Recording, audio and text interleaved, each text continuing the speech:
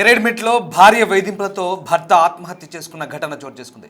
2013లో జ్యోతిని శ్రీనివాస్ వివాహం చేసుకున్నాడు. తర్వాత భర్త ప్రోత్సాహంతో జ్యోతి ఎక్సైసియాగా జాబ్ కొట్టింది. ఉద్యోగం వచ్చాక భర్తను దూరం పెడుతోంది. భర్త కుటుంబంపై వరకట్న వేధింపుల కేసు కూడా పెట్టింది. 4 నెలలుగా కొడుకుకు దూరం కావడంతో మనస్తాపంతో శ్రీనివాస్ ఆత్మహత్య చేసుకున్నాడు. భార్య వేధింపులే కారణమని కుటుంబ సభ్యులు ఫిర్యాదు చేశారు. ఘటనపై కేసు నమోదు చేసుకొని పోలీసులు దర్యాప్తు చేస్తున్నారు. భర్తను వేధించడం వల్లే తను బలవన్మరణానికి పాల్పడ్డట్టుగా తెలుస్తుంది. మీరు చూస్తున్న దృశ్యాలు శ్రీనివాస్ జ్యోతి ఇద్దరు కూడా భార్యాభర్తలు. 2013లో భర్త ప్రోత్సాహంతో జ్యోతి ఎక్సైజ్ విభాగంలో సర్కిల్ ఇన్స్పెక్టర్గా పనిచేస్తుంది. ఆమె 2013లో జాబ్ సంపాదించిన తర్వాత భర్తను దూరం పెడుతూ వచ్చింది. క్రమంగా భర్తతో గ్యాప్ మెయింటైన్ చేస్తూ వచ్చింది. దీంతో అతను భరించలేని స్థితికి వచ్చాడు. ఇటీవలి కాలంలో కొడుకుని తీసుకొని భర్తతో సపరేట్గా ఉంటుంది. అయితే ఈ ఎడబాటును భరించలేక ఇక శ్రీనివాస్ బలవన్మరణానికి పాల్పడ్డట్టుగా తెలుస్తోంది. ఉద్యోగం రాకముందు భార్యాభర్తలు ఇద్దరు కూడా బాగానే కలిసిమెలిసి ఉన్నారు. కానీ శ్రీనివాస్ ప్రోత్సహించి ఆమెను ఉన్నత చదువులు చదివేలా ప్రోత్సహించి, అలాగే ఉద్యోగం సంపాదించేలా ప్రోత్సహించి అతను ఆమెను ఇన్స్పెక్టర్ జాబ్ వచ్చే వరకు కూడా వెన్నుతట్టి ఆమెను అన్ని విధాలా సహకరించాడు. కానీ ఉద్యోగం వచ్చాక తీరా ఆమె అతన్ని దూరం పెడుతూ వస్తున్నట్టుగా తెలుస్తోంది. 2013 తర్వాత ఇక ఆమె పూర్తిగా ప్రవర్తనలో మార్పు రావడం, అలాగే అతనితో గ్యాప్ మెయింటైన్ చేయడంతో అతను మానసికంగా క్షోభకు గురైనట్టుగా తెలుస్తుంది. దీంతో అతను బలవన్మరణానికి పాల్పడి తెలుస్తుంది. ఇటీవలి కాలంలో కొడుకుతో సహా ఆమె దూరం అవడంతో ఇక అతను మనస్తాపానికి గురై ఈ ఘటన చోటు చేసుకొని తెలుస్తుంది. ఈ మధ్య భర్తల వేధింపులకు భార్య బలవన్మరణాల ఘటనల కంటే భార్య వేధింపులకు భర్తల మరణాలకు సంబంధించినటువంటి ఘటనలే రోజుకు ఎక్కువ అవుతున్నాయి.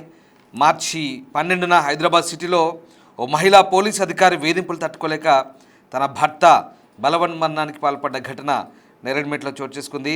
నేరేడ్మెట్లో భార్య వేధింపులు తట్టుకోలేక ఎక్సైజ్ సిఐ జ్యోతి భర్త బలవన్మరణానికి పాల్పడడం కలకలం రేపుతోంది. జ్యోతి వేధింపులు తాళలేక అతను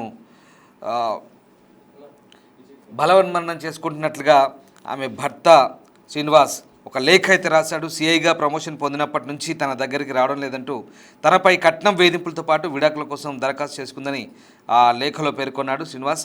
అలాగే పోలీస్ స్టేషన్కి పిలిపించి తనను బెదిరింపులకు పాల్పడదంటూ ఆరోపించారు. వేధింపులు తాళలేక బలవన్మరణం చేసుకుంటున్నట్లు కూడా ఆ లేఖలో పేర్కొంటున్నాడు. ఇక ఈ ఘటన కలకలం రేపుతోంది. పెళ్ళైన కొత్తలో బాగానే ఉంది. పెళ్లి తర్వాత అతను ఉన్నత చదువుల కోసం, ఉద్యోగం కోసం ప్రోత్సహించాడు. జాబ్ సంపాదించిన తర్వాత తీరా అతన్ని దూరం పెడుతూ వచ్చింది. ఇక సిఐగా ప్రమోషన్ వచ్చిన తర్వాత అతనితో పూర్తిగా గ్యాప్ మెయింటైన్ చేస్తూ వచ్చింది. అతన్ని వేధిస్తున్నట్టుగా కూడా అతను ఆ లేఖలో చెప్తున్నారు. అలాగే పైగా అతనిపై కేసులు పెట్టడం, వరకట్న వేధింపులు కేసులు పెట్టడం, అలాగే వాళ్ళ అబ్బాయిని కూడా తీసుకొని దూరంగా వెళ్ళడంతో పోలీస్ స్టేషన్కి పిలిపించడం, ఇలాంటి వేధింపులతో తాను మనస్తాపానికి గురైనట్టుగా లేఖలో అతను చెప్తున్నారు.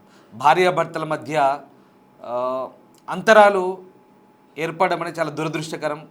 పెళ్ళి అయిన తర్వాత బాగా నుండి ఒక కాపురం చేసుకొని అబ్బాయి పుట్టిన తర్వాత స్టేటస్లో మార్పు రావడం, ప్రధానంగా స్టేటస్లో మార్పు రావడం, అతను ఇంటి పట్టున ఉండి అతను ప్రోత్సాహంతో ఆమె ఒక ఉన్నతోద్యోగాన్ని పొందిన తర్వాత అతన్ని దూరం పెట్టడం అనేది చాలా దురదృష్టకరం. ఇట్లాంటి ఘటనల వల్ల మానసికంగా క్షోభకు గురవుతున్నారనేది ఈ ఘటన మనకు ప్రూవ్ చేస్తుంది.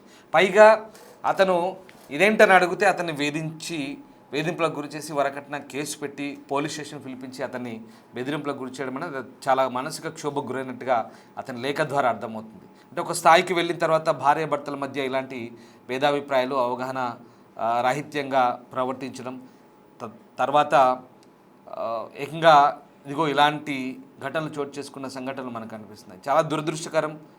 ఒక స్థాయిలో ఉండి, ఒక పొజిషన్లో ఉండి తనను ఆ స్థాయికి రావడానికి ప్రోత్సహించిన భర్తని ఇలా దూరంగా పెట్టి భర్తని వేధించడం అనేది నిజంగా ఒక రకమైనటువంటి దురదృష్టకర ఘటన అంటూ, ఇది బాధాకరం అంటూ అభిప్రాయాలు అయితే వ్యక్తమవుతున్నాయి. సో ఈమె వేధింపుల వల్లే, పైగా అతనిపై పెట్టిన కేసుల వల్లే ఈ ఘటనకు పాల్పడ్డట్టుగా లేఖలో చెప్తున్న తెలిసింది. ఇక ఈ పూర్తి ఘటనకు సంబంధించి మరింత సమాచారాన్ని మా ప్రతినిధి విజయ్ అందిస్తారు. విజయ్, ఈ ఘటనకు సంబంధించి పోలీసులు ఏం చెప్తున్నారు, అలాగే అసలు ఈ మొత్తం ఈ ఎపిసోడ్ కారణం ఏంటి, అసలు ఏం జరిగింది?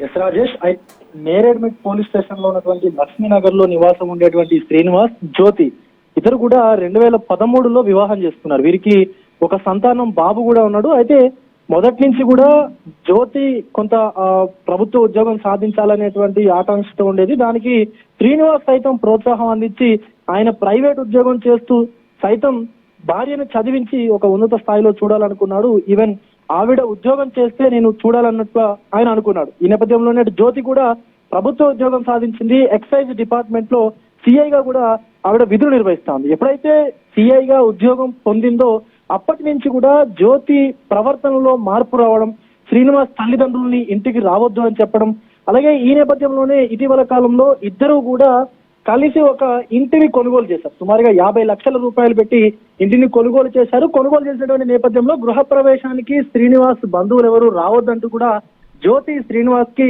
ఒక కండిషన్ పెట్టింది. అయితే ఈ కండిషన్ పెట్టినటువంటి తర్వాత కొద్ది కాలంగా వాళ్ళిద్దరూ కూడా విడిగా ఉంటా ఉన్నారు. ఈ నేపథ్యంలో ఇద్దరికి తరచూ చిన్న చిన్న గొడవలు కూడా జరుగుతుండేవి. అయితే ఇటు జ్యోతి ఆల్రెడీ పోలీస్ డిపార్ట్మెంట్ లో పనిచేయడము, అలాగే శ్రీనివాస్ కు సంబంధించి పలుమార్లు వేధింపులు చేస్తా ఉన్నట్టు కూడా పోలీస్ స్టేషన్ లో కేసు పెట్టి 490A కింద గృహహింస కేసు, వరకట్నపు వేధింపుల కేసు కూడా నమోదు చేయించింది. అయితే శ్రీనివాస్ సంబంధించి ఆయన ఒక ప్రైవేటు ఉద్యోగం చేస్తూ భార్యని ఒక ఉన్నత స్థాయిలో చూడాలి అనుకున్నాడు అంటూ కూడా శ్రీనివాస్ కుటుంబ సభ్యులు చెప్తా ఉన్నారు. అయితే కొడుకుకు దూరంగా ఉండడం, భార్య వేధించడం, ఈ వేధింపుల కారణంగా నిన్న మధ్యాహ్నం శ్రీనివాస్ తన ఇంట్లోనే లక్ష్మీనగర్ లో ఉన్నటువంటి ఇంట్లోనే చీరతో ఉరి వేసుకున్నటువంటి పరిస్థితులు ఏర్పడ్డాయి. అయితే ఇటు శ్రీనివాస్ తమ్ముడు ఎంతకీ కూడా శ్రీనివాస్ ఫోన్ ఎత్తకపోవడంతో ఇంటికి వెళ్లి తలుపులు బద్దలు కొట్టినటువంటి సందర్భంలో ఒక్కసారిగా షాక్ కి గురై తన అన్న సూసైడ్ చేసుకున్నట్టు కూడా స్థానికంగా ఉన్నటువంటి నేరేడ్మెట్ పోలీసులకు సమాచారం అందించాడు.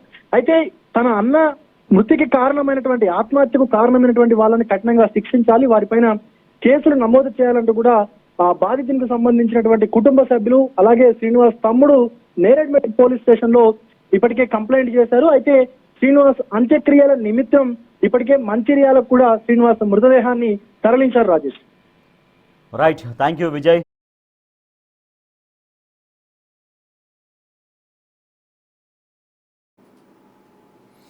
Thank you Vijay. సో ఇది భార్య వేధింపులతో బలవన్మరణానికి పాల్పడడం అనేది ఇటీవల తరచూ చోటు చేసుకుంటున్న ఘటనలు. అందులో భాగంగానే ఇప్పుడు ఇక్కడ తాజాగా మన హైదరాబాద్ సిటీలో కూడా ఇలాంటి ఘటన చోటు చేసుకుంది. నేరేడ్మెట్ ప్రాంతంలో జరిగిన ఈ ఘటన స్థానికంగా కలకలం రేపుతోంది. జ్యోతి ఎక్సైజ్ పనిచేస్తున్నారు. ఆమె భర్త శ్రీనివాస్ ఆమె తనను దూరం పెడుతుందంటూ, పైగా వేధింపులకు గురి చేస్తూ పోలీస్ స్టేషన్కి పిలిపిస్తూ కేసులు పెట్టి తనని వేధిస్తుందంటూ ఆ లేఖలో రాసినట్టుగా తెలుస్తోంది. దీంతో మనస్తాపానికి గురైన అతను ఈ ఘటనకు పాల్పడ్డాడు. భార్య భర్తల మధ్య ఒక స్థాయి వచ్చిన తర్వాత ఇలాంటి అభిప్రాయ భేదాలు రావడం, అలాగే పోలికలు పెట్టుకుంటూ ఒకరినొకరు తక్కువ చేసుకొని మాట్లాడుకోవడాలు చూడాలనేది ఇబ్బందికర పరిస్థితిగా ఉంటుంది. వాస్తవానికి ఇట్లాంటి ఘటనలు, ఇలాంటి అంతరాలు రావద్దు. భార్యాభర్తల మధ్య వస్తే ఇలాంటి భేదాభిప్రాయాలు వస్తే చివరికి ఇబ్బందికరంగా మారుతుంది అనేది మనకి ఘటన ప్రూవ్ చేస్తుంది. పైగా ఆమె ఉద్యోగం రావడానికి ముందు బాగానే ఉంది, తర్వాత ఉద్యోగం వచ్చిన తర్వాత ఇలా తనని వేధిస్తుందంటూ అతను ఆ లేఖలో చెప్పడం కూడా ఈ మొత్తం వ్యవహారంలో ఇక భార్యాభర్తల మధ్య అవగాహన లోపం ఉన్నట్టుగా మనకు అర్థమవుతుంది. పైగా ఒకవేళ ఇష్టం లేకపోతే అతన్నితో విడిపోయి ఉండాల్సింది, కానీ అతన్ని వేధిస్తూ కేసులు పెట్టి వేధించడం వల్లే అతను బలవన్మరణానికి పాల్పడ్డట్టుగా ఆ లేఖ ద్వారా అర్థమవుతుంది. ఏదేమైనా ఇండిపెండెంట్గా బతకడం అంటే ఒక సమాజంలో ఒక స్థాయి వచ్చిన తర్వాత మహిళలకు అది మంచిదే, కానీ భర్తల్ని ఇది అలసుగా తీసుకొని సాగా తీసుకొని తనను వేధించినట్టుగా భర్త లేఖలో చెప్పడం అనేది కాస్త ఇబ్బందికరంగానే మారుతున్న పరిస్థితి. బట్ అందులో వాస్తవం ఏంటో పోలీసుల దర్యాప్తులో తెలియ అవకాశం ఉంది. సో అతను రాసిన లేఖాన్ని అయితే ప్రస్తుతం భార్య వేధింపులతోనే తను ఆ ఘటనకు పాల్పడ్డట్టుగా ఆ లేఖ ద్వారా చెప్తున్నారు. సో మొత్తం మీద పోలీసులు ఈ అంశంపై దర్యాప్తు చేసి మొత్తం వ్యవహారాన్ని నిగ్గు తెలిసే అవకాశం కనిపిస్తుంది.